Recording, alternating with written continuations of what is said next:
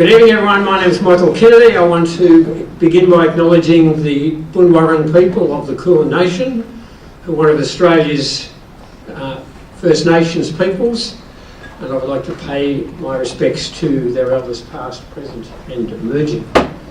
The Kulin Nation is one of Australia's, as I said, First Nations people. They've been here, as you know, I'm sure, for 65,000 years. We are proud that Australia has the oldest continuing civilisation in the world. At the same time, Australia is also a land of migrants, welcoming people over very many years from our earliest days and continuing still, sometimes in ways that we're not proud of, but mostly in ways that we are, and we hope that that continues to be the case into the future. It's important to note, and I don't think it's particularly well known, that while Australia's approach to multiculturalism is to encourage our migrant communities to celebrate their heritage, that is not what happens in every country. Interestingly, in the most recent census, a year or so ago, we also found that Australia is the first majority English-speaking migrant country in the world. That means that the country is made up of more than 50% migrants, or people who have at least one parent who is a migrant. What a great combination. The oldest continuing civilisation in the world, at the same time as being the first English-speaking majority migrant country in the world. So what does that combination look like? For many years, when I used to host citizenship ceremonies in local government, we'd swear in new citizens, and as soon as we had sworn them in, we would sing a song. You can probably guess what the song is. And I use the same song at the start of my class each semester, where I have hundreds of students who are likewise from all over the world, as well as from here. I come from the dream time, from the dusty red soil plains. I am the ancient heart, the keeper of the flame. I stood upon the rocky shore, I watched the tall ships come. For 40,000 years I've been the first Australian. We are one, but we are many, and from all the lands on earth we come. We share a dream and sing with one voice. I and you are, we are Australian. We are one, but we are many, and from all the lands on earth we come. We share a dream and sing with one voice. I am, you are, we are Australian. We are Australian. I used the term one time last year, proudly Monash. One of the reasons I'm proudly Monash is because that's what Monash looks like. I've watched that video, I don't know, hundreds of times, and I can watch it under time.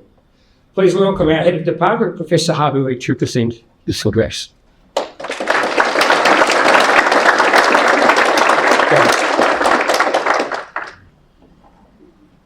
Would you believe everyone? It's great to see everyone here. I would like to begin by acknowledging the traditions of all our lands on which we meet today. I also would like to place my respect to the elders, my past and present, ladies and gentlemen, distinguished guests, esteemed faculty members, all recipients, alumni, industry representatives, and wonderful gathered today. It's an absolute a bit nervous, even though it's the second time I actually give my speech in this that. It's an absolute honor to welcome you on the Department of Civil Engineering's annual award celebrations. In events is the cherished traditions where we gather at the community to celebrate the success and achievements of our staff and students over the past years. To come together today, I'm reminded of the immense talents, dedications, passion that define our department. We are privileged to work in the fields that not only build the world around us, but also shape the future. Our department vision has always been to derive innovations, we can foster academic excellence, and nurture next generation of civil engineers who can make significant contribution to societies. Tonight, we will celebrate the individual accomplishments and the collective acknowledgement. Right. I'll stay up here a little bit nervous. Sorry, what? Tonight, we not only celebrate individual accomplishment, but also collectively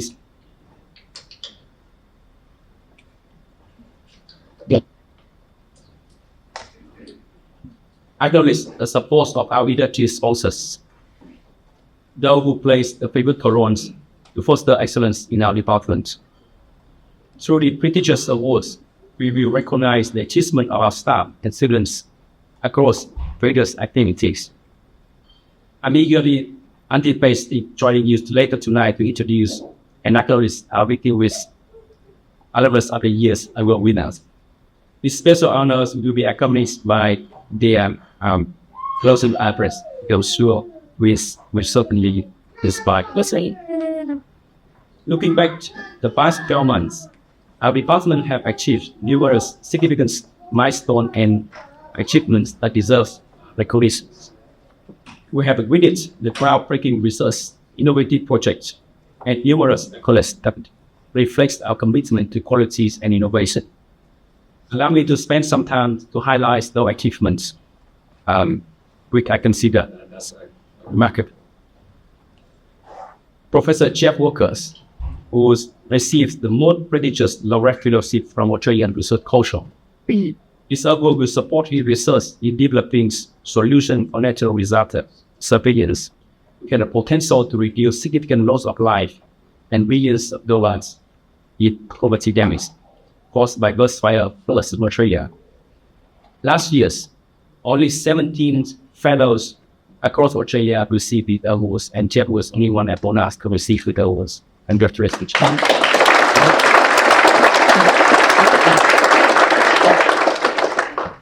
Professor Francis Papagay was named the field research leader in not just one but two research fields, oil, petroleum, natural gas, as well as in mining mineral research.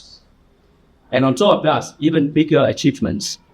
The Chinese Academies of Engineering have honored Professor Francis by electing him as a Foreign Fellows during his 2023 General Assembly. This prestigious membership recognizes the highest level of academic achievements in the engineering field. Congratulations, Francis.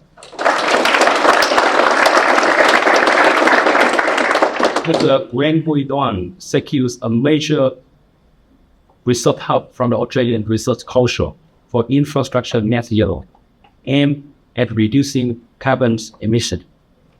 With a total funding up to 10 million supported by ARC, Australian Research Council, and industry, Professor Wen will lead a multidisciplinary research team to integrate digital technology, including robotics, AI, into large-scale infrastructure engineering and construction processes to achieve decarbonization. Professor Shannon Kim Finch was named among 41 Aboriginal Torres Strait Islander STEM leaders by Cosmos magazine, in recognition of his profound commitment to research aimed at mitigating environmental impacts of waste, including repurposed materials such as coffee grounds, used face masks, and strengthened Asian conflict. Professor Stuart Walsh won the prestigious Eureka Prize for the innovative research in sustainable announced during the 2023 Australia Museum Eureka Award ceremony. The research team led by Professor Stewart, Associate Professor Stewart, have created the world's first online platform that lets users create accurate maps to inform decisions about location of resource for development projects. Associate Professor Dong Jimo have received a Research and Development Award from Ho Chi Minh City in Vietnam for his outstanding achievements and exceptional contribution to knowledge exchange and deployment of advanced solutions to address critical transportation issues in Ho Chi Minh City together with Professor Aibu. Associate Professor Amin Hadipur and his research teams received the Innovation of the Year Award at the Construction Steel event hosted by the World Steel Association and the Gold Winner accolade at the Gold Good Design Australia Awards for their groundbreaking work on designing the lightest heavy-duty construction propelling system. Dr. Fiona Cummins received the Early Career Research Excellence Awards from Rowling and Civilization Society of Australia and New Zealand in 2023. These awards presented biannually recognize early career researchers who make outstanding contribution to the civilization and knowledge. Professor Malik Boza received a Distinguished Order from Australian Chapter for International Geostatistics Society, which established a named lecture, the Malik Boza Lecture, to recognize his outstanding achievements and contribution to the technical advancement of geostatistics. These accolades represent one of the most prestigious honors that an academic can aspire to attain. And the list goes on. Here are just a few examples of exceptional talents and dedication that define our department. They serve as a constant reminder of our shared commitment to push the boundary of knowledge and making meaningful impact to the society. To our staff, thank you for your invaluable support and dedication. Your efforts have ensured our department operates smoothly and efficiently, which allows staff and students to excel in their endeavors. To our students, you are the heart of and soul of our department. Your enthusiasm, curiosity, and desire to learn inspire us every day. The projects and research you undertake are not just academic exercise, they are also the foundation for future of civil engineering. We are immensely proud of all that you have achieved and are excited to see the positive impact you have on the world. I also would like to extend special thanks to our leadership partners, including our Industry Advisory Committee, alumni. Your support and collaboration are vital to our success. Your engagement in our department enriches our community in the countless ways. As we look to the future, we are excited about the opportunities and challenges that lie ahead. Together, we will continue to push the boundary of knowledge, develop sustainable solutions, and contribute to betterment of the society. Once again, congratulate all of the award recipients. Your hard work and dedication have set the standards of excellence that inspires us all. Thank you for your contribution to our department and the field of civil engineering. Please enjoy the rest of the evenings. Celebrate the success of our department and look forward to the future of full promise and potential. Lastly, I would like to thank our staff, Rachel, Asita, Michael, John, Jessica, Noy, Ernie, Joy, who have worked very hard to make this event successful.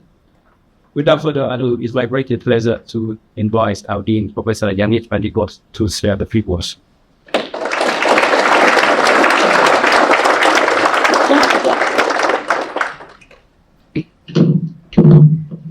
Hello, everyone. Thank you, Professor Brown, for this kind introduction, and also, of course, thank you, Professor Kennedy, for again being an excellent MC of also the remarkable event. A big and heartfelt welcome from me, all of you, our valued guests, students, some students that are going to be recognized today, members of the department, everybody who's here today. This awards event acknowledges and celebrates outstanding achievement, right? And that outstanding achievement at the university that counts itself amongst the best in the world. So effectively, the people that are recognized, they are, you can count yourselves as being the best amongst the best. Sir John Monash himself was a civil engineer, a leading innovator in data Australia, and he had a record of making a difference for the state, for the country, and for the world. There is something that I find astounding is that there is vital infrastructure that he designed and built that is actually still used today. I think that this is that's literally a century after it was put in place. I think that this is remarkable. It says something. Says something about the man. Says also something about the discipline of civil engineering, which did start in the old days with big construction projects that are effectively nation built. They are putting the infrastructure that we enjoy today and make the infrastructure that makes our lives better. As you know, this university has identified 3 pillars for its strategic priorities. It's called our Impact 2030 plan. So these are climate change, geopolitical security, and thriving communities. I think that there is no discipline better positioned, play a critical role in doing something about it effectively regarding these challenges, these priorities. No other discipline can do more than civil engineering. And I should say civil and environmental engineering, since I heard today that the Vice Chancellor has actually signed the change of name that the department asked for. It's not done yet, but we're very close. So yeah, that's a bit of positive news that I can convey. Engineers are poised to play a central role. Of course, I'm biased because I'm an engineer and I see central role for engineering in everything. But I think that engineers are indeed poised to play a central role in all these fronts, all these priorities. And including what is, my mind, the highest priority out of these, which is, of course, transition to zero emissions.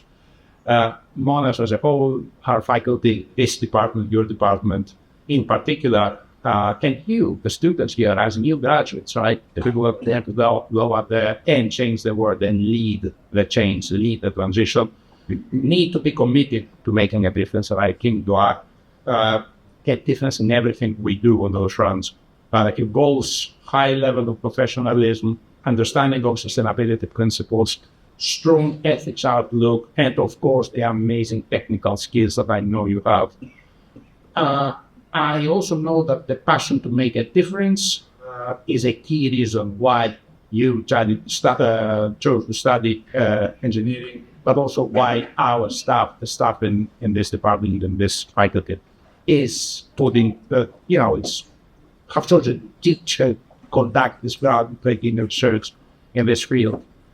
Monash Civil Engineering, your department, is an academic unit with strong history and many, many achievements to show over the years. But this year, oh boy, you have done pretty well, right? This year, this department has enjoyed outstanding success. You've heard the list, and it's not even an exhaustive list that Professor Ha described all the successes. I cannot, but what Jeff wants to what they achieved.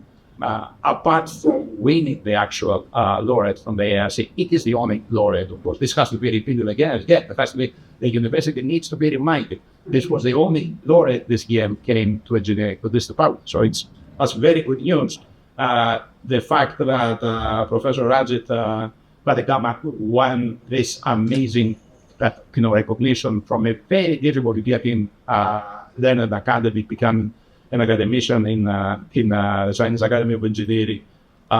The big help that Professor Wang from the ARC that you mentioned, again, this is, same topic. It has to do with the environment. It has to do with something that matters a lot. Same with Stuart Watts. It was a net zero initiative for infrastructure that he won the Eureka Prize for. The list, Hi and I wrote down this list, whatever, describing the successes the department has had. But every single one of those, I keep bringing it and made everybody very proud. I will close by congratulating all people that are going to be receiving awards, they invite you to take some time to reflect on the significance of what you have achieved. You have made your families proud, so you're proud about it. You have made the senior person proud at the end of the day, and of course you have made your second family proud, the Monash Engineering Club. So thank you very much, welcome, and do enjoy the evening. Thank you.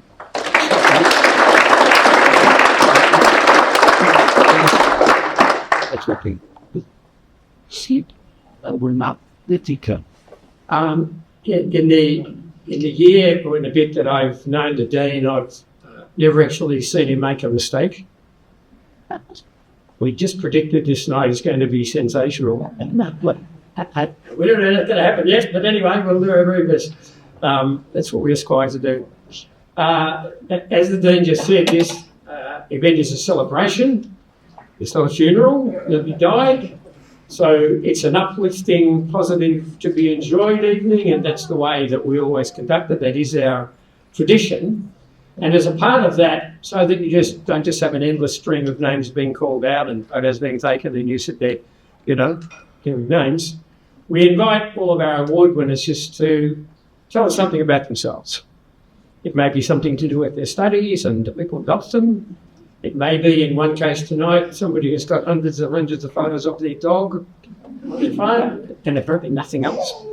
But to show you the one that thus far over the last few years has taken the cake, we'll just give you one example from last year of a story that somebody actually told us. Now, just don't go yet. I'm just going to read out most of them I paraphrased. This one I didn't. This is a story. Dr. Rosario pursued her Master in Engineering after completing a PhD in HR Management at La Trobe University, where I did a little bit of teaching for a while. She says it is the Indian background that pushed her to want to become an engineer, where the mentality is ingrained in every student's DNA from kindergarten. This is in India. You become an engineer or a doctor. Or you're a nobody. Or you're a nobody. She jokes that she is now satisfied that she has achieved both on some level.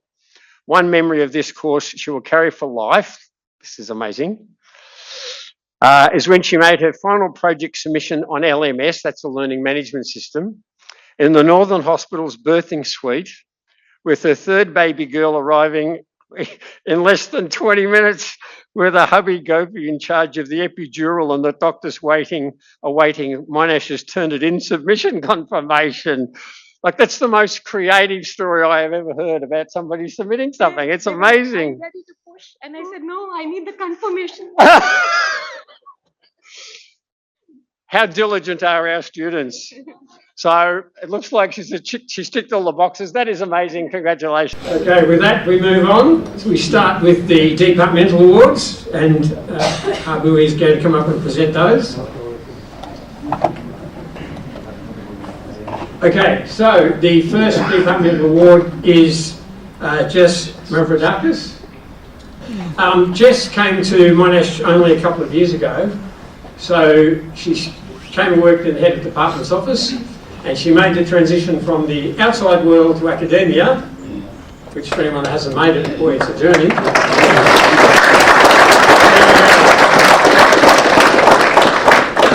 The next one is Saravan and Mani, 2024 Team Player Award. What the award is for is up there. Saravan works in the civil labs as a research support officer, helping undergrad and postgrad students with their projects.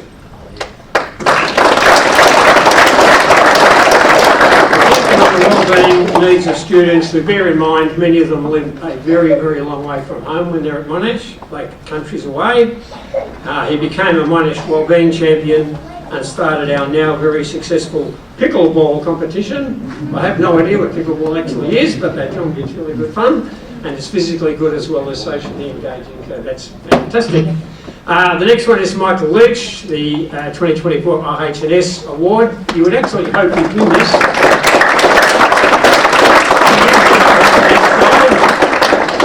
Mike is a soccer tragic. Years ago, he found an old staff versus students trophy.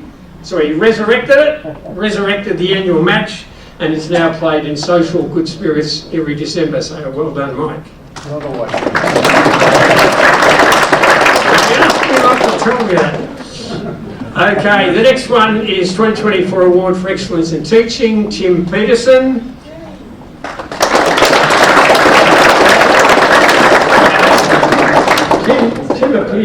Tim appears to be a mild-mannered fellow, but when he's not being an academic, he's climbing cliffs, like big scary ones, I've seen the photos, getting lost in wilderness hiking, and he said, avoiding bitey marine animals while snorkeling. So there's a bit of Superman and Clark Kent there, well done. The next award is for Teaching Associates, Akbar, and I can't pronounce that name. Probably hope you can. And Lucy, I know is not here. Are you receiving on behalf of? No. Are you representing? Yes! You're here.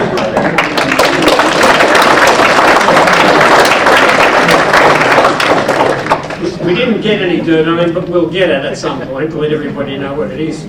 Okay, the next one, the 2024 Sessional Teaching Staff Award, Chen Bet Nguyen. It was here somewhere, we believe. Chen says, it comes from the stunning landscapes of Vietnam. We're not deep in research. You might find him on a quest through game stores, binge watching the latest anime. Japanese animation, for those that don't know, or tinkering with some quirky robotics project. So there you go, that's how he spends his time. Well done. Okay, Yi Hai Feng, Award for Excellence in Research. Stay there while I read this out, you can't escape.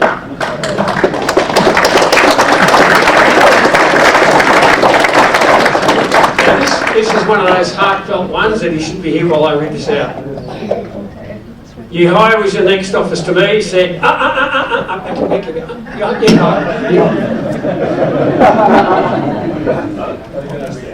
am. I've been working in this department for 7 years, but my connection with it goes back much further.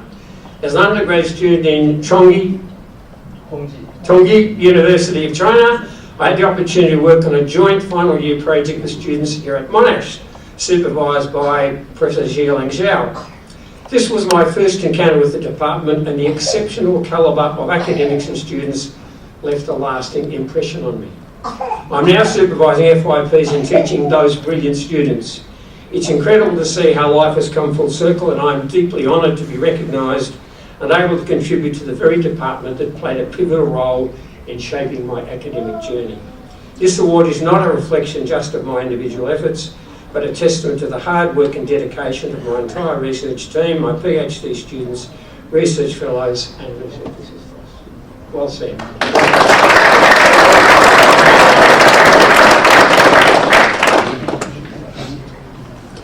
Okay, the next one. So 2024 Outstanding Supervision Award. Nan Zheng is first. Where are you, Nan? Up.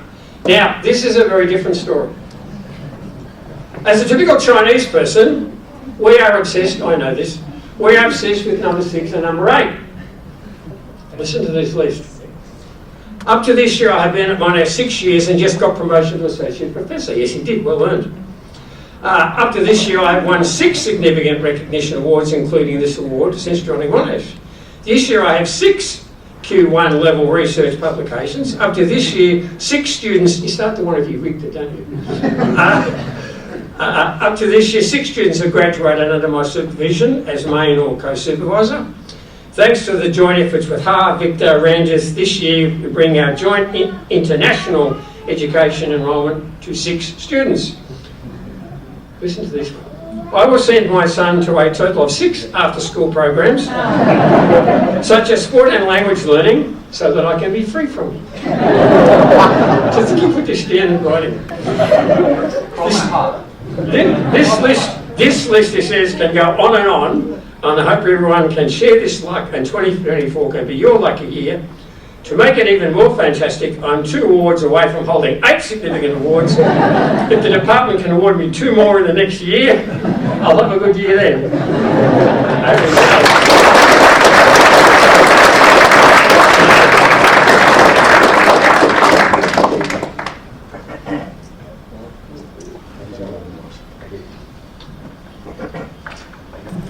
So Joantha said, guess what, folks? I just hit the golden number 50 in PhD student graduations. When I strolled into Monash as a young 24-year-old PhD candidate back in 1985, I never imagined I'd be standing here today celebrating this milestone. And with this prestigious award, it's been an incredible journey, and I owe it all to the brilliant PhD students, fellow academic supervisors, and everyone else who pitched in. Seriously, without you, I'd still have a H index of a single digit. So thank you very much from the bottom of my heart. Well said.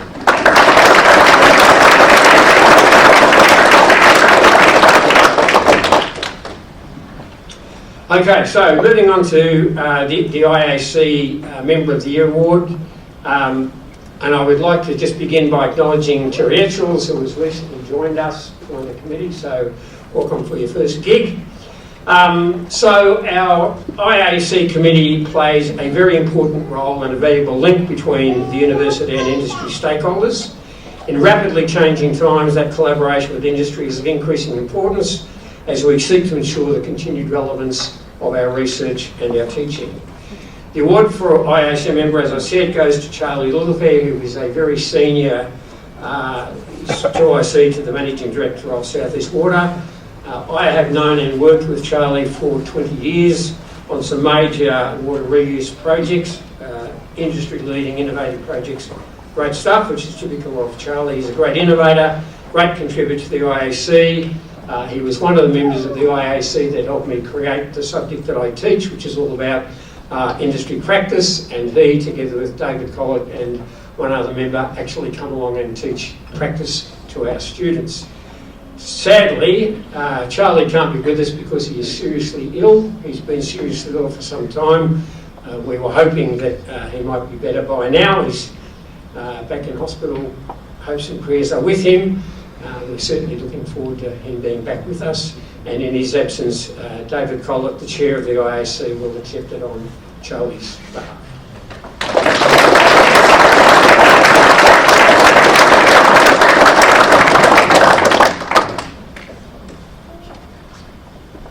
Okay, that's it. See, now I've lost my confidence. So before we move on, we just want to pause for a moment and acknowledge and thank our industry sponsors, to thank them for their invaluable support for these awards, and more broadly for the partnerships with us that ensure that our education and research is everything that we want it to be. I'm now going to invite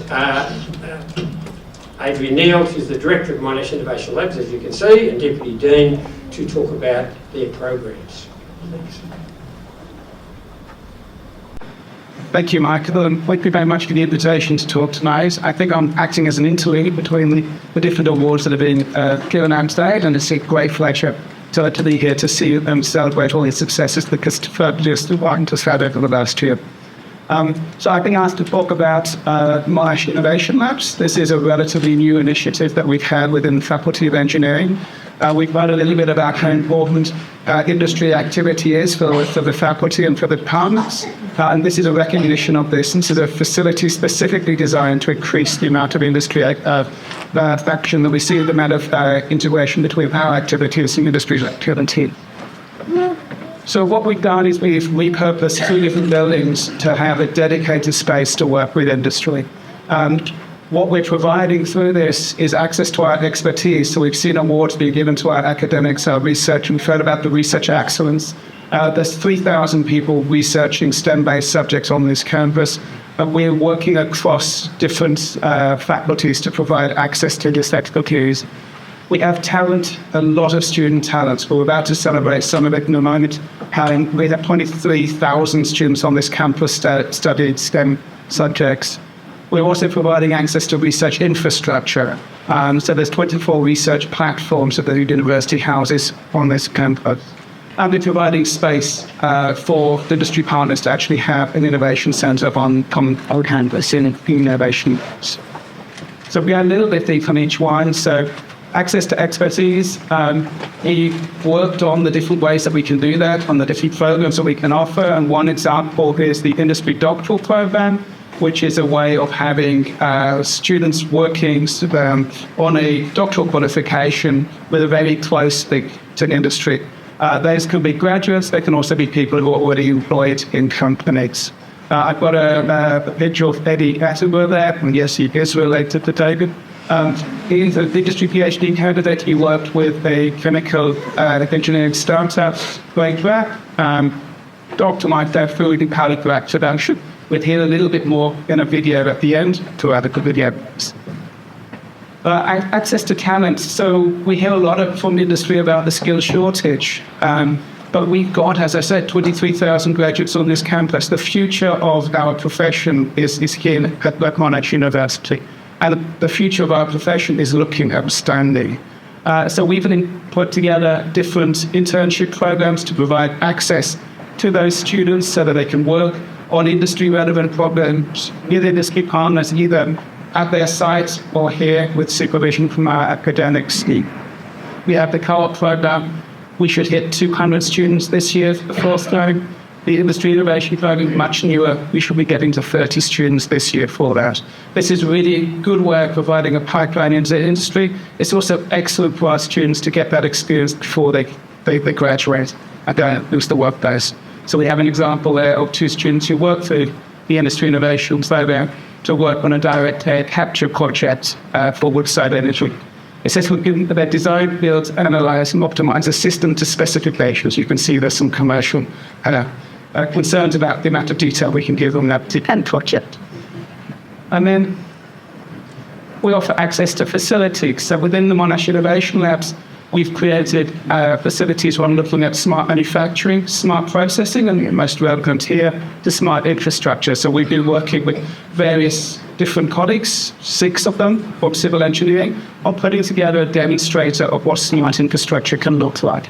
So within Monash Innovation Labs, we monitor how people move around the space. So we have cameras up, they take images, but they don't capture people's details. It's blurred on edge computing using AI. So everybody becomes a stick person. I really like myself how I look as a stick person. It's great. We can then monitor how people move around the space, how the space is actually used, what people are doing in that space. We can look at the density of the location of where people are. And this is a great surrogate for looking at smart infrastructure, for example, smart stations, or how people move around production lines. This is sits alongside capability that Colin Caproni has developed in the Woodside building. So the Woodside building is a new build. We put in a lot of sensors to monitor structural integrity, and we're able to get information out front to tell us how, for example, the building moves in an earthquake, but also to look at it over its lifetime, what changes occur over the lifetime of the building, to how it structurally responds to different inputs. The Innovation Labs itself is not a new build, it's a retrofit. You touch the sensors and we look then at what data we can get from that. But finally, I said we have the space on campus. We opened December last year. We've already got 9 companies in. Well, 8 up, so there's the other one, which is Renerve. They're located with us because they see an opportunity to grab hold of these things that we can offer in terms of the expertise, the research facilities, the access to our students. And we are working then to develop those relationships to make sure that great interactions can take place between the companies and us.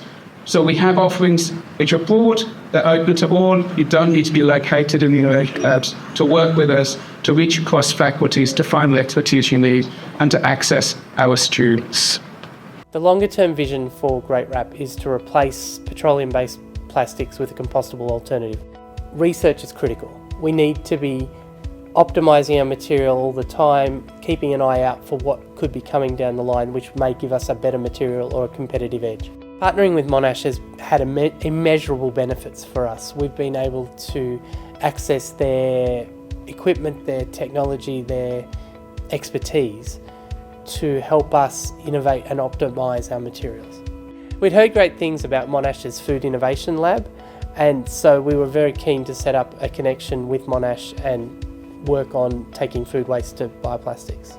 The overall purpose of the research partnership is to develop a process to convert food waste into biopolymers for packaging materials, and especially for the stretch and pallet wrap that Great Wrap produces.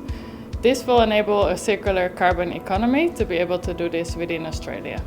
My research focus with Great Wrap is looking at food waste and turning them into compostable stretch plastics. The impact of my research has mainly been on streamlining processes, making them more effective, and really understanding the process of turning food waste into possible packaging materials. Two of the milestones that I really appreciate from Eddie's work are selection of a particular bacteria to produce the bioplastic that we're interested in for our materials, and the other one is his help in taking a traditionally rigid bioplastic and helping us develop a quite flexible film from that material. The potential of this kind of research on the food industry is the reduction of food waste that's going to landfill and the production of packaging and materials that are on shelves that are compostable. As a small business, as a relatively new startup, it's been invaluable to partner with Monash because we don't currently have the budget or infrastructure to do our own research and innovation. So partnering with a research-driven university, we've been able to use their expertise and equipment to push our materials forward.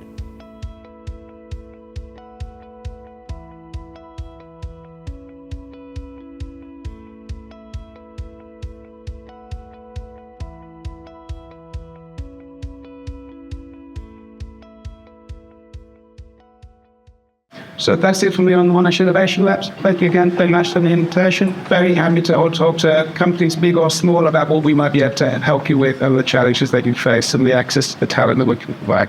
Thank you.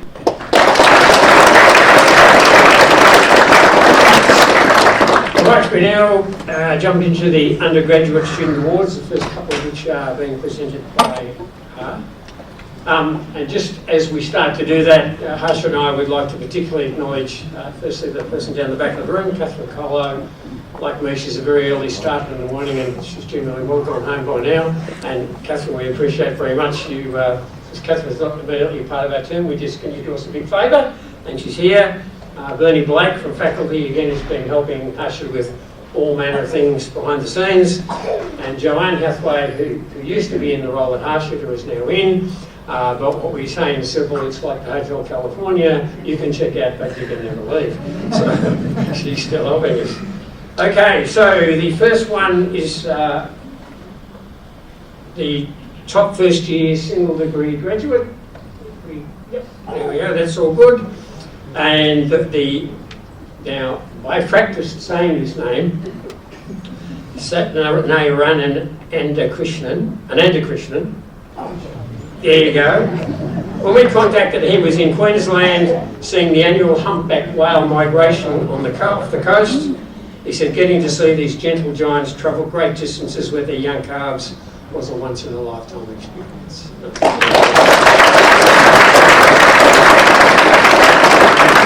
The next award is the double degree first year student, which is Neha Chandni.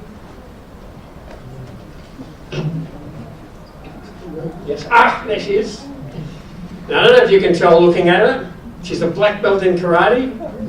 She's been doing it since prep, so she's obviously good at it.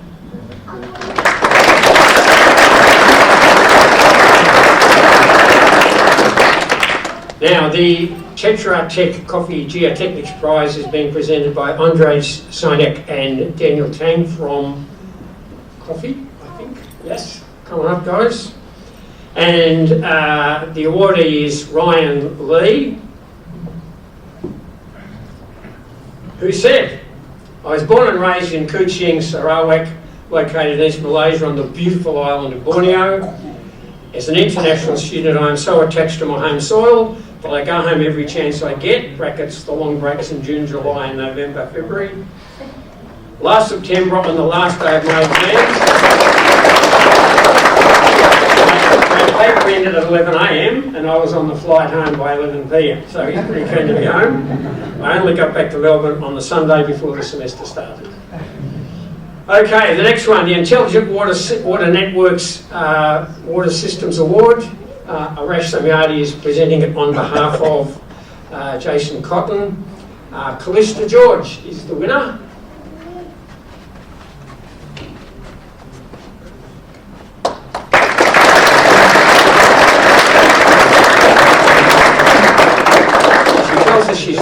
travel to Taiwan and Japan.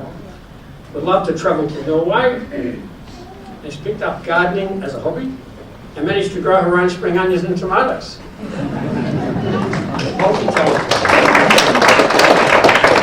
Okay, the CSIRO Environment and Energy Efficiency Group Award, which is going to be presented by Jenny Zhu.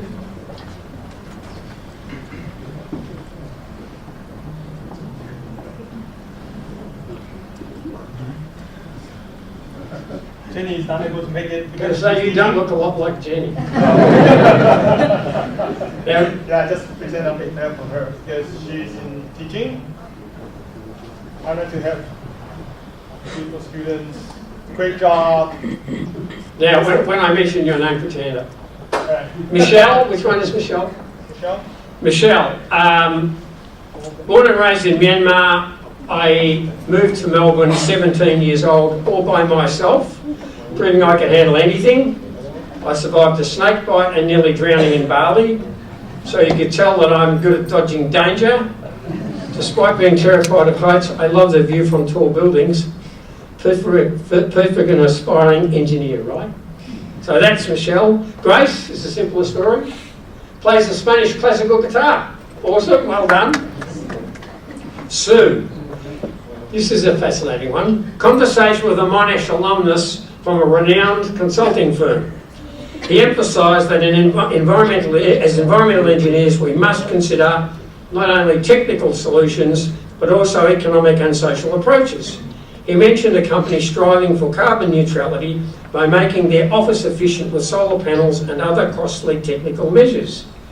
He then pointed out that their flying miles completely negated all of the great work they were doing, and maybe they need to look at rethinking the way they were doing it. Absolutely. Bronte? Which one is Bronte? Ah, Bronte. Dream holiday, skiing in Japan, done it, love it, going to do it again. Now the last one, which is is that it? Yes? Again, this is something I didn't know. The first thing you'll notice about me when you looked on my student name list is that I don't have a surname. It is not common for everyone. It is not very common around the world for people. Well, Beyonce comes to mind and a couple of others. But if you're born and raised in Myanmar, it's customary not to have a surname. Everybody simply operates on the basis of their one name. And she said, in the exam room, they don't know what to do with me. They either make me first or last. There you go. Good stories.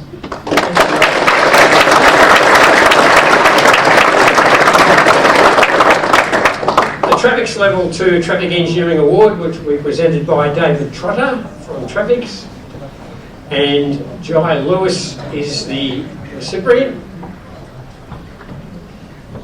He says he's a loyal and passionate North Melbourne Kangaroos AFL supporter. You have my sympathies.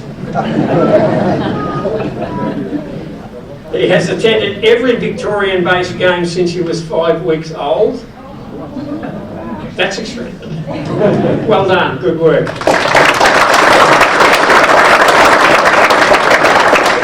Clearly at 5 weeks, a parent must have been involved in raping him to that as I did with my children. Okay, the next one is the Civil Contractors Federation Ian Jacker Award, which would have been presented by Juanita Farrington, who's here, if Drake Teague was available, but she's going to come up here and have the certificate and have a photo taken. It should happen. So this is a pandemic story, and we've all got pandemic stories, so I think it's very pertinent. At the tail end of the pandemic, Jake Trigg decided that he should have listened to his parents and become an engineer like his brother. He went out and purchased some high school maths and physics textbooks and quite pretended like he hadn't forgotten everything he'd learnt in high school, which was almost 10 years earlier. To his surprise, he got his first preference at Monash University. Quote, "I'm grateful for the opportunity that Monash has given me to make this transition to civil engineering, a field very different from my previous one in many ways, but with the same collaborative environment, sense of community, and willingness to learn and help each other to grow. Monash has provided me with a lot of support to help achieve the success that I have achieved in my studies, and I'm sure the next 2 years will be just as successful." That's a great message.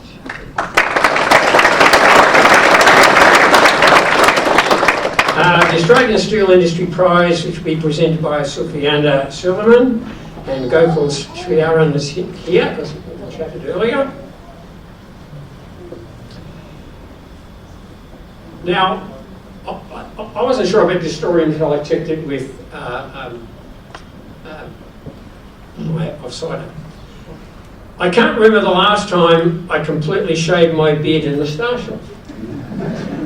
It has been 3 or 4 years at least, and as you can probably imagine, this led to quite a few tense exchanges with my parents and myself over the last few years, especially when I let my beard grow long and be quite scruffy. So I checked with Harsha, who said, in some Indian cultures, this is normal, Michael. So apparently that's what they do. They get scruffy and their parents yell at them.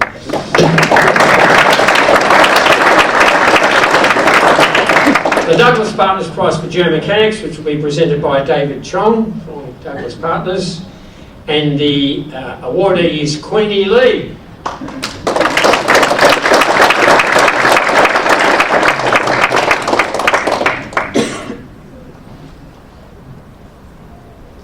Now, I don't know how you look at Queenie after I read the story. She knows what's in it because she wrote it.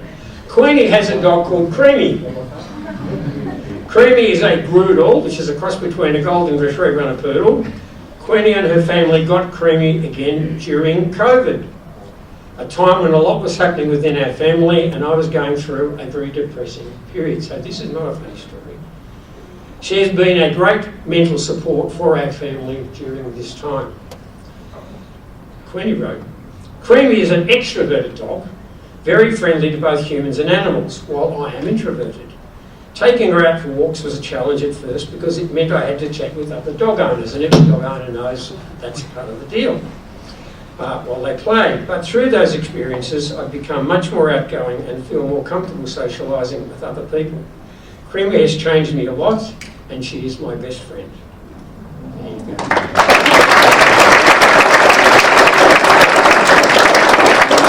She also mentioned at the end that because their names are Queenie and Creamy, that they sometimes get mixed up, and sometimes she answers when they call the dog. Okay, the SRIA Structural Design Award presented by Yi Lu, and the award recipient is William Wang.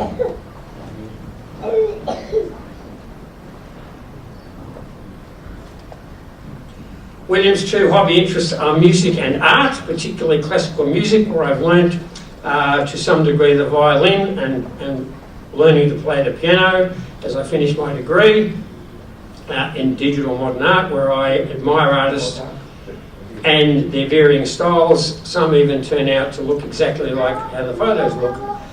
This is his artwork, which he's been working on in recent months. So he turns his hand to many things. Well done.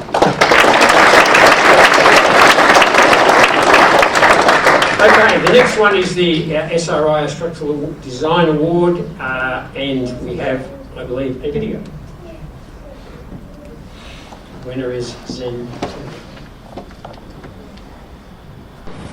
Hello everyone, my name is Vincent and I was an exchange student from Monash University, Malaysia.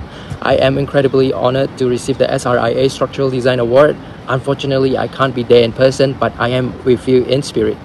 First of all, I would like to thank the Steel Reinforcement Institute of Australia for sponsoring this award. Your recognition and support means a lot to me. When I found out that I won this award, I was absolutely thrilled. I was not expecting it because it was a challenging semester for me. This makes it even more meaningful. As an exchange student, my favorite part of Australia is you guys, the people.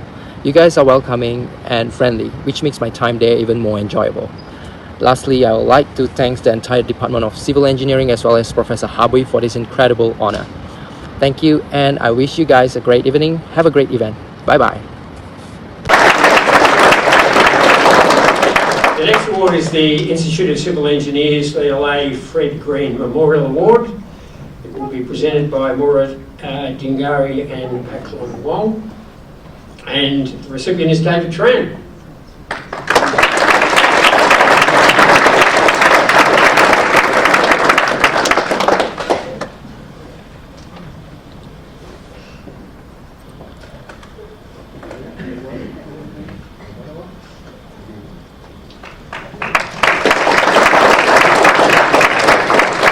David has taken up simulator racing.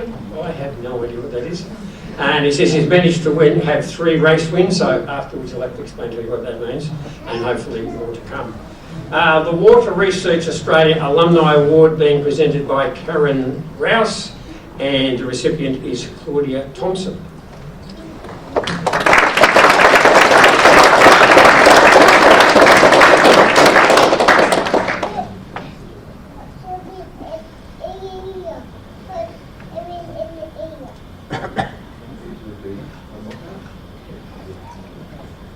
Thank you, Claudia. It was Claudia that I mentioned earlier, whose phone apparently has hundreds and hundreds and hundreds of photos of the King Charles Cavalier dog. You'll have to show me dinner tonight. It'll be interesting to see what that looks like. Okay, the Traffic's Level 3 Traffic Engineering Award, again presented by David Trotter, and the recipient is Stella Ying-Liu.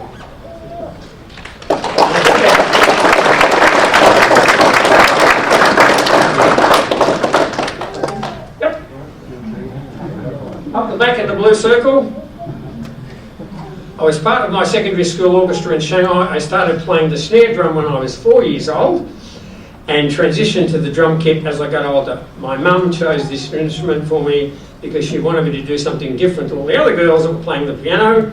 When I came to Melbourne in Year 9, I joined the high school orchestra.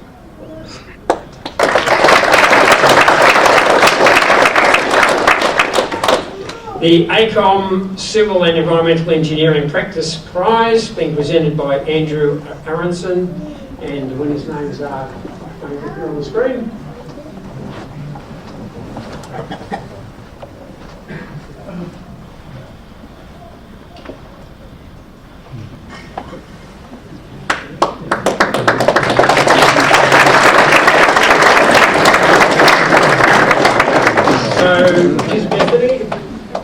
So Bethany has said, after completing the NI roundabouts, I cannot look at roundabouts the same ever again. I live in the city of Port Phillip. I don't know if you're familiar with it. We do roundabouts like nobody else does in the whole of Victoria. I don't know if you're familiar with our roundabouts.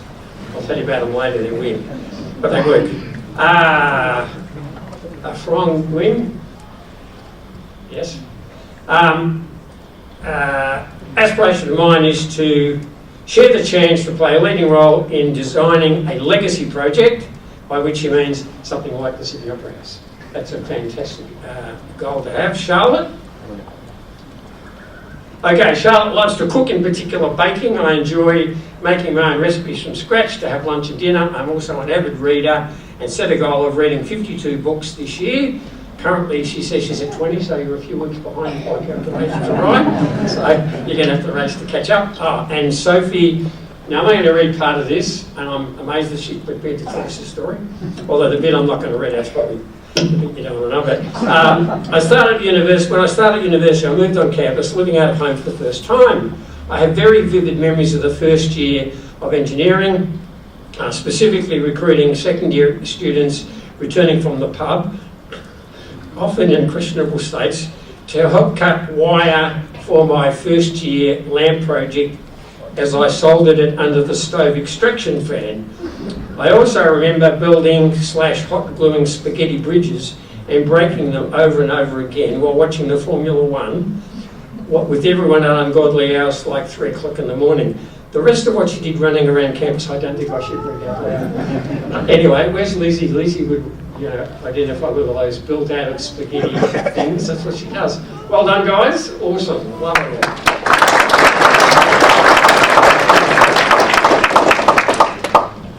Okay, the Wagstaff Piling Foundation Engineering Industry Prize being presented by Lindsay Ross, and the recipient is Van Ong.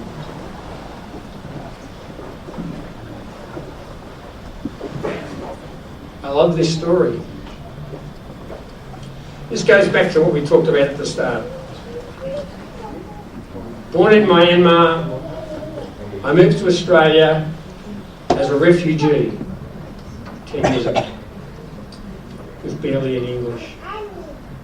Now I'm pursuing civil engineering to see what I can do to contribute to society. Awesome stuff.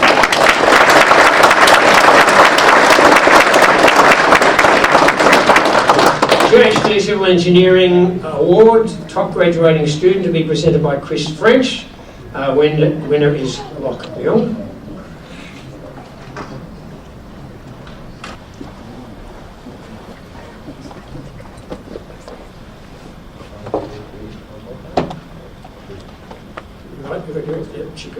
Okay, born in Sydney, grew up in Hong Kong, then moved to Melbourne when I was 15. I travelled to 6 Asian countries earlier this year before starting work at TTW.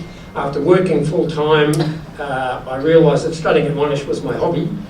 And now I don't have any apart from Netflix. So I started Pilates and I'm enjoying it.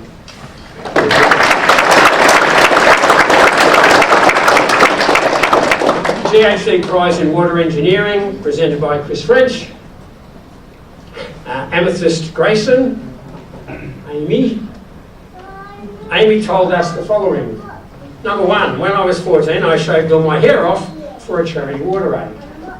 Good to see the hair's grown back. Number 2, I worked as a zookeeper in Edinburgh Zoo in my early 20s. I've always loved nature and wildlife, hence the environmental engineering degree.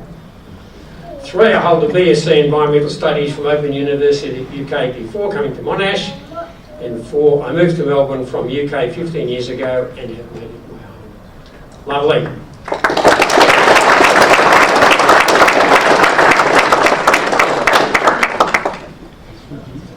Okay, this is the GHD Highway Design Prize, and there are 2 groups. Hamish said, late last year after graduating, I travelled to Vietnam where I played a DJ set at a nightclub in Vietnam. Oh my God. International DJ now on the resume, he says. I'm not sure that's going to help you out a lot with your engineering gigs, but who knows. Okay. Issa and Asan, this morning I received the award. I immediately called my mum and my dad to share the news. Since my parents work in different offices, I had to ring them separately. My mum's reaction was exactly what I expected. She told me she was happy and proud of me. However, my dad's response took me by surprise. As I told him about the award, he started crying. I had never heard or seen my father cry before, so I was worried something might be seriously wrong. I asked him what was wrong, and his answer was surprisingly positive. He is in good health and very happy. He was just happy, deeply moved to share such a special moment with his son. I should call him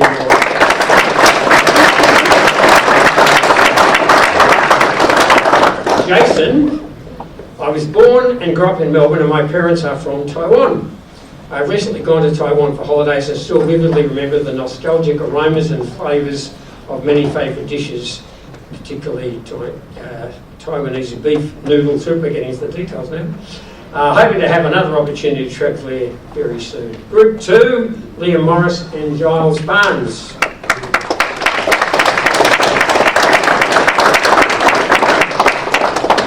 Which is Liam. Hello. I finished a train geek. Some people call me that. Anyway, I drew up some fantasy rail maps for around Melbourne in 2018 when I was meant to be studying French.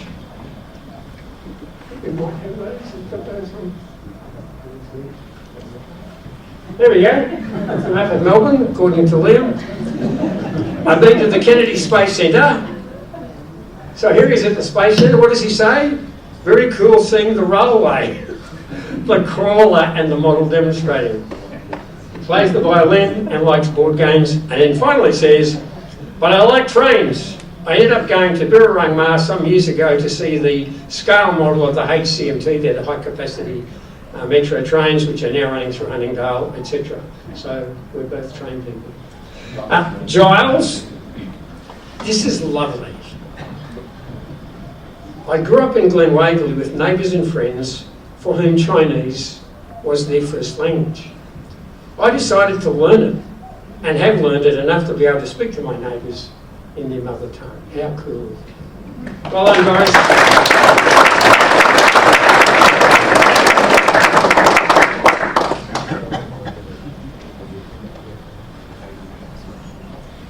Okay, the WSP Prize being presented by Darren Hall. The recipient is Shivan Patel.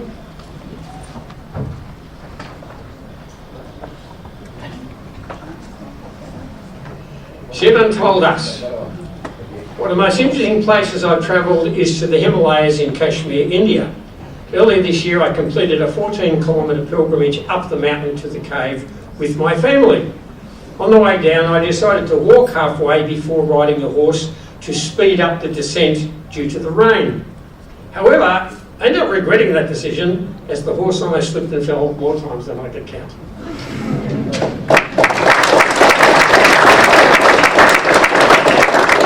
The SMEC Geotechnics Award being presented by Tongju Siam and CK Sang, and this is Locke's second award, so we already know what we're going to know.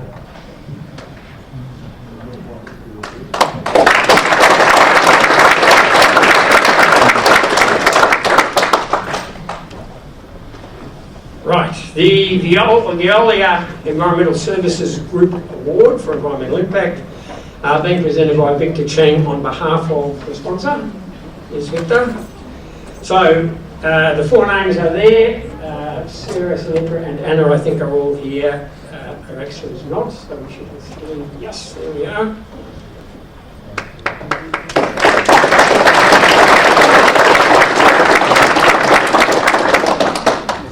Sarah tells us that she's lived in Melbourne her whole life, recently returned home from holiday in Vietnam, very popular among students at the moment. My favourite part of the trip was learning more about Vietnamese culture and getting to see World Heritage sites like Train Ang and Ha Long Bay. Sonika tells us she grew up on a beautiful island country called Sri Lanka. My favourite thing to do has been going to watch the sunset at the beach.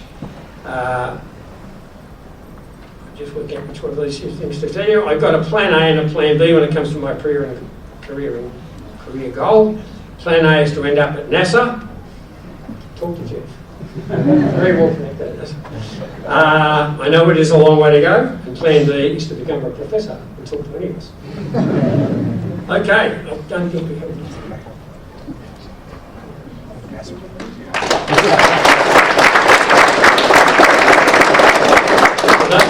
Yes, we are nearly there. Right, the best group bridge design being presented by Habui on behalf of the department. So Adish, which is Adish. Okay, grew up in vibrant and diverse landscapes of India, where his fascination with Lego blocks first sparked his dream of becoming an engineer. I reckon Lego is responsible for a lot of recruiting into engineering.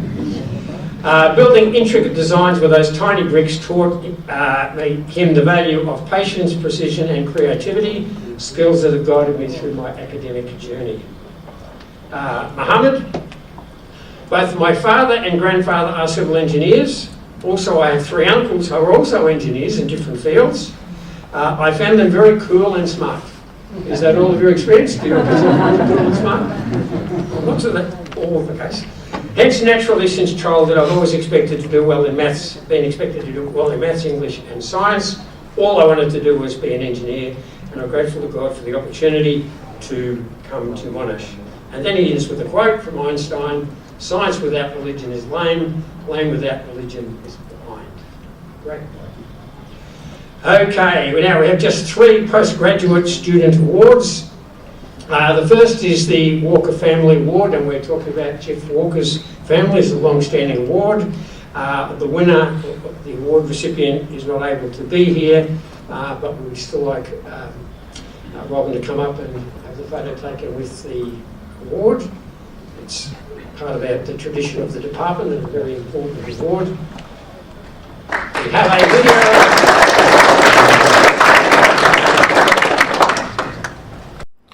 Hi everyone, I'm Sergio. Unfortunately, I couldn't join you in person tonight for the awards. I'm a bit far away in my home country, Costa Rica. I just want to say I'm really grateful to Professor Walker and the whole civil engineering department.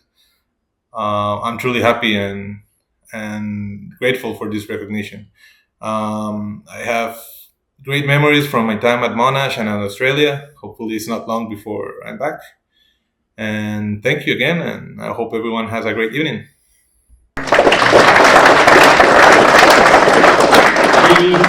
The The Molly Holman Medal nominee will be presented by Habui, and it's to Sukatharan. I'm not going to try the last name.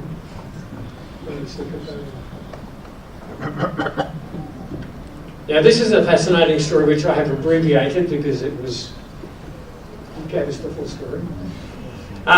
Sukatharan comes from a village in Sri Lanka called Sampathivu. Very few students studied maths because it was considered too hard. Look, don't do maths, it's too hard. And he was told, don't do maths, it's too hard. So guess what he did? He studied maths. And there was this one guy who had done maths and was saying, don't study maths. All the time, don't study maths. But he studied maths. And so he was determined to show this guy. And of course, when he passed and kicked on, he went looking for that guy, couldn't be found anywhere. He disappeared. Anyway, well done on doing maths and the success you had since. Great story.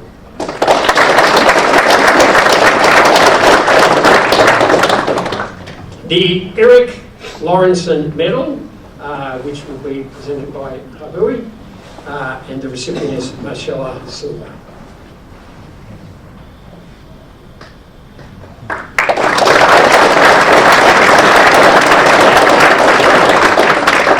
Just say there while we tell the story, just for fun. To help with stress and anxiety management during my PhD, I started training in Brazilian Jiu-Jitsu with the help of my husband. Does that mean you were beating him up? Apparently it worked as per this award, and I still enjoy it very much. I'm a blue belt and pursuing my purple belt now. Well done, great effort. Now, last year, for those who were here, you will remember that I talked about and then showed you the initial Change It video from Monash University, which when I first heard it, I didn't know where it came from, and it blew me to tears and it blew away, and I was blown away by it, and it turned out that it was ours. Of course, events have moved on, we've come 40 years, and we're now at the next stage in that journey, and we're going to give you a little intro and then finish with the last bit a little later.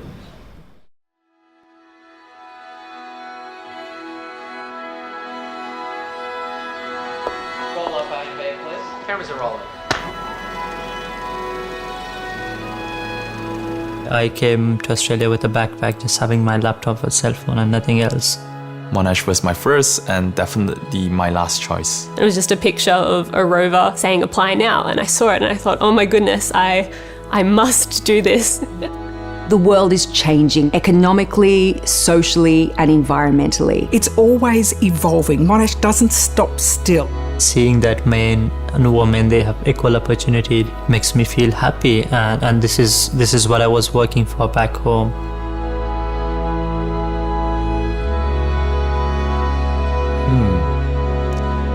It's a really big question.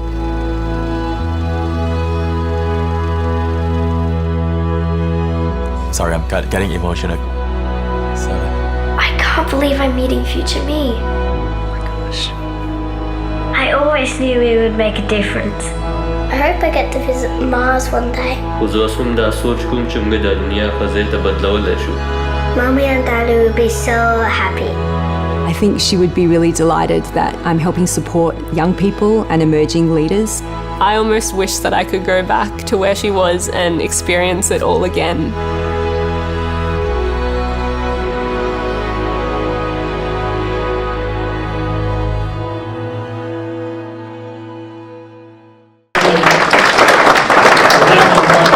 To introduce our alumnus of the year.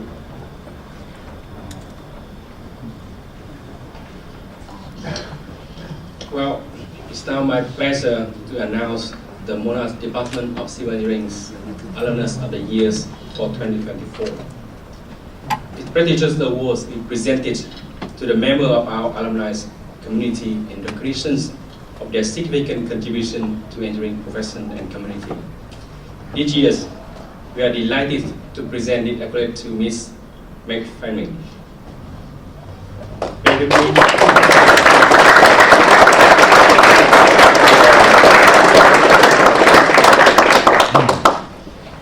Meg Fenming is an infrastructure advisory consultant with background in civil engineering. She is also a writer, coach, and advocate for women and STEM. Meg graduated from Monash University after completing the Bachelor of Engineering and Bachelor of Art in 2014. Meg has nurtured a lifelong curiosity and passion for learning. She chose somewhat rare combination of engineering and arts because she loved math and physics, while also being honed for music, history, and language. Meg thrived at the intersection between two disciplines and have consistently engaged in her creativity, love of collaboration, and storytelling to rapidly grow her careers in the engineering and infrastructure. Meg started her career in Melbourne in a small infrastructure team before traveling to Sydney to work on major projects in her graduate years. She then spent several years delivering high-profile transport infrastructure projects such as Pacific's highways upgrades with global company Cadros, now Centex, and then others. In 2021, Meg cities out of engineering delivery into infrastructure advisory to work at the early planning phase of infrastructure projects. This pivot in her careers was driven by this inspiration to have influence decision-making in infrastructure development, so that they could have embed positive social, environmental, and economic outcomes from projects to go on. She now works as Associate Director with a professional service firm RPS, where she collaborates with government clients, have shares our nation's infrastructure. After starting in the workforce, Meg wanted to have other women create thriving careers, and so she started her blog called Her Born Universe, with the vision to document her career in a way that might inspire and empower others. In early 2023, Her Born Universe was relaunched to focus on empowering emerging leaders in STEM, where Meg offered career coaching resources to help other people thrive in their careers. Meg believed that each have the potential to become leader and make a positive impact in the world. Through her work as an engineer and advocate for women and STEM, Meg has been recognized with multiple awards. In 2020, she was named one of Australia's most innovative engineers for her work in creating the next STEM adults.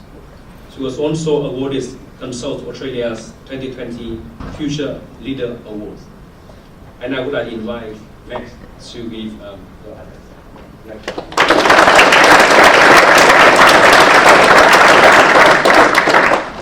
Thank you so much for that very lovely introduction, and just thank you so much to Monash as well, just generally for the recognition with this award. It really does mean a lot to me. I love coming back here and celebrating civil engineering and just staying connected with the university because I genuinely absolutely loved my time here. Har gave a really nice introduction about what I studied, and I'll be talking a little bit about that and my journey here tonight. Because I think when I heard the news that I was a recipient of the award, it was a genuine surprise, but in the best way possible, and it gave me a chance to kind of pause and reflect on what I've been doing for the last 10 years. And, you know, I kind of realised I haven't really followed a stereotypical path, but the path that I have taken feels really true to me. So I thought I'd share a little bit about that journey. So in the 10 years since I've graduated, I've worked as a design engineer, I've worked as a construction phase engineer on some of a really massive highway project up in New South Wales. I have created organisational change in the way we approach the issue of diversity in STEM, launched a blog, I've coached emerging leaders, and I now work with government to drive outcomes from infrastructure. And I've very, very recently actually shifted into the energy sector where I'm providing commercial advice on some really, really massive energy projects in New South Wales, which I'm really proud to be doing that and contributing to the transition to net zero. So, yeah, it's not really traditional. And to be honest, it's been really challenging for me, very scary at times, and often quite outside of my comfort zone to not follow a stereotypical path. But at the same time, it's been incredibly rewarding and just incredibly fulfilling. So when I think back on the reasons for it being so rewarding for me, there's actually this little golden thread that just weaves through everything. And it's this pursuit of what lights me up, and it's this pursuit of the drive I have to make a difference, which we've touched on all night tonight. And I think it's just an amazing moment tonight to pause on the celebration of that. Because the thing is, engineering careers, they're so much more than the stereotypes that we talk about. The breadth and the depth that we have and the possibility for us in our careers is just massive. It blows my mind, even though I've been talking about it for years, it's still just really amazing. And the thing is, it's all inherently purpose-driven. So we have this amazing opportunity to explore what feels authentic to us while creating really meaningful careers. So for me, that first step towards an authentic career was actually about what I chose to study at uni. So I shared with you that I studied arts and engineering. And that was just because I loved maths, I loved physics, I loved music, languages, writing. And so naturally that was just what I really wanted to study. But at the time, I haven't fact-checked this lately, but at the time Monash was the only university in Victoria that offered engineering and arts. So it was the only course I wanted to do. So all through year 12, I was absolutely determined that I was going to get that score to get into the course. But when people asked me what I was studying, they were always surprised. And even literally just on Monday, someone asked me what I studied here, and when I told them engineering and arts, they were just like, oh, they're polar opposites, aren't they? And they sound like polar opposites to some people, but for me, it's actually at the heart of everything that I love. So that's why these years that I spent at Monash are actually foundation to everything that I've done since. Starting my blog was another stepping stone. So when I first entered the workforce, I was a graduate engineer at Cardno, and they're now called Stantec. And I started to tune into the conversation about the issue of diversity in STEM and women's empowerment in engineering. And you would not believe how often I was asked, what's it like to be a female engineer? So I wanted to contribute to that issue. And even though it scared me so much, because in 2017 when I started my blog, it was still a weird thing to write online, I started to share and document my career journey. And that blog is still going, but it has evolved into more of a career coaching platform now, where I'm aiming to inspire and empower emerging leaders in STEM to create impactful and fulfilling careers. So I've embraced the fact that I'm multi-passionate, and that's what I've really pursued throughout my career. But I'm not here to tell you to be multi-passionate. Actually, our careers aren't black and white, and there's no single right or wrong way to build yours. But what we do need to do is we need to listen to what lights us up, what motivates us, and what our truth is, what our authentic calling is. And we just have the most amazing opportunity in engineering. All types of engineers are needed. Whether you love solving technical problems, whether you just want to be out on a construction site building that big project and seeing it come to life, or whether you absolutely love researching technological advancements, or maybe even leading businesses. There is so much potential to create a career that lights you up and allows you to make a real difference in the world. Because here's the thing, everything about engineering is purpose-driven. So we're all here to solve problems for the good of the world, and this is why I'm just so happy to be here celebrating with you all tonight. So what I really hope to leave you with is a reminder: follow your golden thread, whatever it is. Don't accidentally limit yourself based on the stereotypes of what you think you should do. Let yourself be surprised by what's possible, and remember that every single day you're contributing to something that the world needs. So I just want to thank everyone again for this amazing recognition, and congratulations to all of the award winners tonight. Thank you.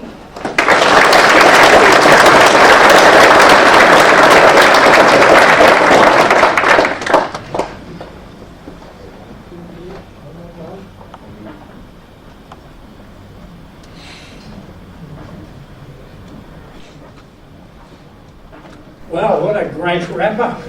Sensational, thank you very much. So, we don't need to summarise the evening. You've all been here, you've all seen it, you've all heard it, you've all experienced it.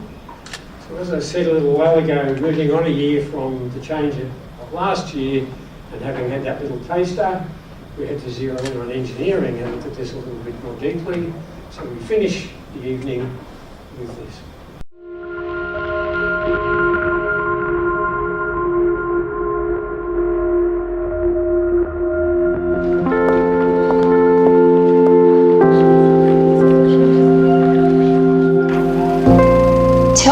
about this, Jess? I was a pretty adventurous kid, and it was always in the back of my mind, like, maybe I want to become an astronaut, maybe I want to be in mission control, maybe I want to build rovers to go on the moon or on Mars, and it's how I ended up in engineering. There's a whole bunch of engineering teams that you could join at Monash. I remember seeing a poster, I think I was in second year. It was just a picture of a rover saying apply now, and I saw it and I thought, oh my goodness, I must do this. Nova Rover is the team that makes Mars and Lunar rover analogues. So they compete in simulated lunar and Mars missions. The past 2 years, we've come second in the world at the University Rover Challenge. The main goal is, innovate and try something exciting and new and see what happens. We chose the colour pink for this year's rover, which is a bit of a change from what it's been previously. I guess we wanted to use the colour to start conversations about diversity in STEM, and in particular women in STEM. We're definitely an underrepresented group in engineering. I was going to bring you back to this, Jess. It's moving. Do you think your younger self would be proud of you? It's a really big question.